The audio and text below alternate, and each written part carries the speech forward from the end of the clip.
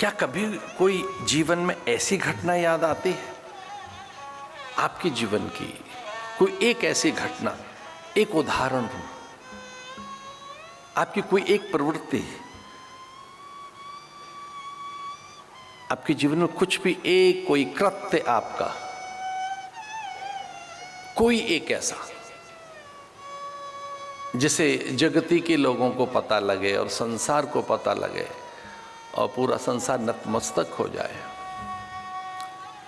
गौरवान्वित अनुभव करे, धन्य धन्य कहे, देवताओं को भी वो विसार दे, देव सत्ता विस्मृत हो जाए और पूरी धरा पर एक उल्लास आनंद छा जाए।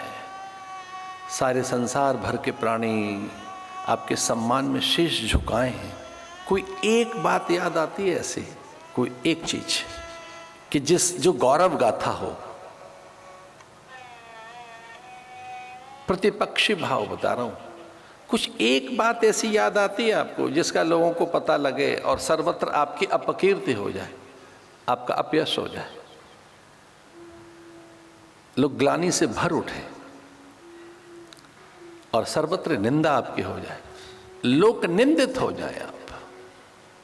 कोई एक बात ऐसी याद है आपको, कुछ ऐसा किया आपने कि जिसका लोगों को पता लगे और आपकी अपकीर्ति हो जाए? जानते हो वो क्या है? वो पाप कर्म है, वो अनैतिकता है, वो अनीति है, वो मर्यादाओं को उल्लंघन करना है, वो वर्जनाओं को त्यागना है, वो निषेध की पराकाष्ठा तक पहुंचना है। और ये दो शब्द इन्हें समझना होगा और इन्हें याद रखो, हर दिन याद रखो, विधि और निषेध, डूज एंड डू नॉट, याद रखिए। Do not, no, no repetition, no and never. जानते हो क्या है ये? कि ये नहीं करना है और कभी नहीं करना है, ये नहीं करेंगे, इसके लिए संकल्पित हो। एक विधि, विधि पूर्वक ही रहना है और एक निषेध, यहां नहीं करना है।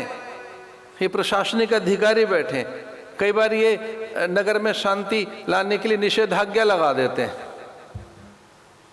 एक पंक्ति में ये जारी कर देते हैं संदेश, भाई निषेधाज्ञा हो गई। अब इसका अर्थ है कि ये वैधानिक आदेश है कि इस निषेध आज्ञा का पालन करना।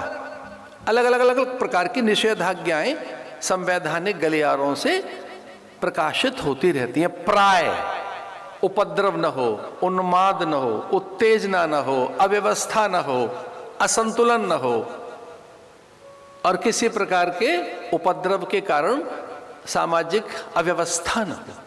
कि आपने निषेधाज्ञा लगाई कभी कि आपके भीतर अराजकता ना हो, अव्यवस्था ना हो, उन्माद ना हो, आपके भीतर उपद्रव ना हो जाए, मन बुद्धि और आपकी सारी इंद्रियां मिलकर और आपके भीतर एक संग्राम खड़ा कर दें, पता लगा आप तो हार गए और भीतर हाहाकार है, भीतर भारी उपद्रव है, भीतर भारी कोलाहल है।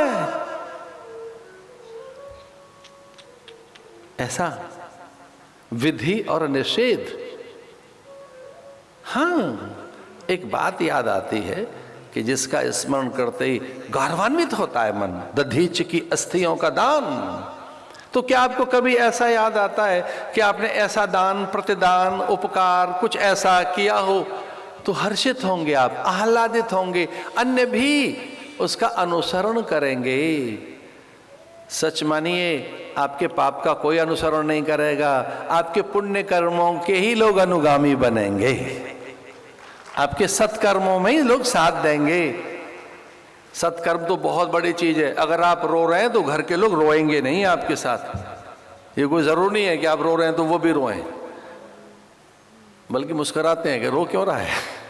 हाँ, एक सच है कि आप मुस्कुराएंगे तो लोग आपके साथ मुस्कुराएंगे। आप जरा सा स्माइल दें किसी को तो पता क्या होती है, उसी समय स्माइल आती है। ये तो कैश क्रॉप है, अभी वो कर देखो, आप जरा मुस्कुराइए, दूसरे एक दूसरे को देख के मुस्कुराएंगे। ये कोई जरूरी है कि आप सैड हैं तो आपको देख के लोग सैड हो जाए, ऐसा क्यों करें? तो आज की कथा में से 2 बात सीखो और ये घर लेकर जाओ। विधि और निषेध, ये पूछो शास्त्रों से, ग्रंथों से, सत्पुरुषों से, अपने गुरुजनों से, माता पिता से, अच्छे मित्रों से और स्वयं से। विधि क्या है, निषेध क्या है, क्या नहीं करना चाहिए और क्या करना चाहिए। अच्छा, दूसरी बात, विधि निषेध के साथ दूसरी बात, क्या करना चाहिए वो कर लिया, जो करना चाहिए आरंभ कर दिया, जो करना चाहिए कर चुके, करना आरंभ कर दिया। तो फिर तीसरी बात, अगर जो करना चाहिए था नहीं किया तो आरंभ करो। फिर चौथी बात, जो करना चाहिए था वो रोज कर रहे हैं ना, उसमें सक्रियता है ना, उसमें निरंतरता है ना। जो नहीं करना चाहिए था वो तो नहीं किया ना, और जो नहीं करना चाहिए था वो नहीं करना है। यद्यपि शुद्धम लोक विरुद्धम ना करणीयम ना करणीयम, नहीं करना है और ये बिल्कुल नहीं करना है। क्या? जो लोग को अच्छा नहीं लगता, जो समाज को अच्छा नहीं लगता, परिजन पुरजनों को अच्छा नहीं लगता, जो सही नहीं है उसे नहीं करना है। यद्यपि शुद्धम, हो सकता है वो ठीक ही हो, कई बार तो कोई चीज ठीक ही होती है पर वो समाज में मान्य नहीं है, समाज को मान्य नहीं है, लोगों को मान्य नहीं है, प्रकृति को मान्य नहीं है, वो आदर्श नहीं है, वो उत्कृष्टतम कोई एक कृत्य नहीं है, कोई शुभता नहीं है, तो नहीं करना है। तो अपने जीवन के पूर्व काल में लौट कर आइए और उसकी गणना करो, एक बार गणना करो। और आप नहीं कर रहे हैं तो छोड़िए, चित्रगुप्त तो कर ही रहा है,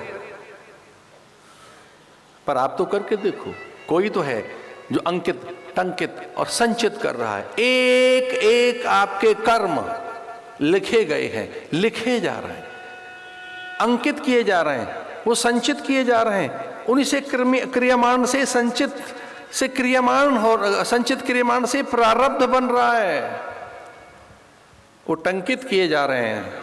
उसी समय प्रकृति में भोग भाग्य बनता जा रहा है आपका। टंकित कर दिया टाइपराइटर से है, एंड नाउ गॉन, अब तो पुरानी बात हो गई, अब तो बोलो और वो उसी समय प्रक्षेपित और उसी समय टंकित होता जाता है।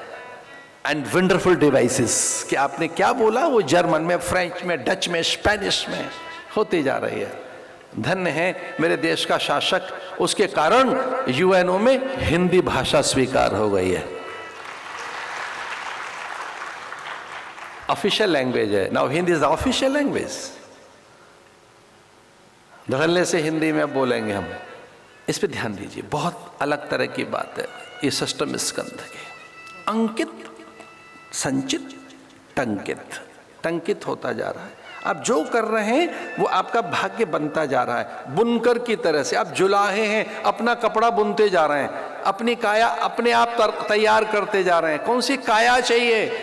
आपका प्रारब्ध आप तैयार कर रहे हैं, अपना देह बुन रहे हैं, आप अपना शरीर का निर्माण कर रहे हैं, आप स्वयं अपना कल तैयार कर रहे हैं। आज आप कल तैयार कर रहे हैं, अपना भविष्य तैयार कर रहे हैं, अपने भवितव्य की निर्मिति में लगे आप आज जो कर रहे हैं अब। तो जो नहीं करना है वो न करें, करणीय जो करना है वो करें और निरंतर करें। और जब निरंतर हम करेंगे तो वो एक अच्छी गति होगी।